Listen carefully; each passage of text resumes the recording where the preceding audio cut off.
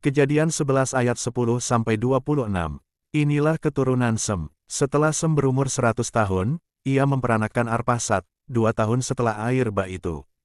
Sem masih hidup 500 tahun, setelah ia memperanakan Arphaksad, dan ia memperanakan anak-anak lelaki dan perempuan. Setelah Arphaksad hidup 35 tahun, ia memperanakan Selah.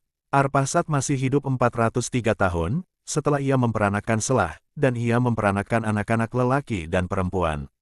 Setelah Selah hidup 30 tahun, ia memperanakan Eber.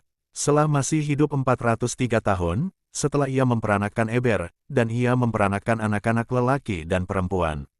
Setelah Eber hidup 34 tahun, ia memperanakan Pelek. Eber masih hidup 430 tahun, setelah ia memperanakan Pelek, dan ia memperanakan anak-anak lelaki dan perempuan. Setelah Pelek hidup 30 tahun, ia memperanakan Rehu. Pelek masih hidup 209 tahun, setelah ia memperanakan Rehu, dan ia memperanakan anak-anak lelaki dan perempuan. Setelah Rehu hidup 32 tahun, ia memperanakan Serug. Rehu masih hidup 207 tahun, setelah ia memperanakan Serug, dan ia memperanakan anak-anak lelaki dan perempuan. Setelah Serug hidup 30 tahun, ia memperanakan Nahor. Serug masih hidup 200 tahun, setelah ia memperanakan Nahor, dan ia memperanakan anak-anak lelaki dan perempuan.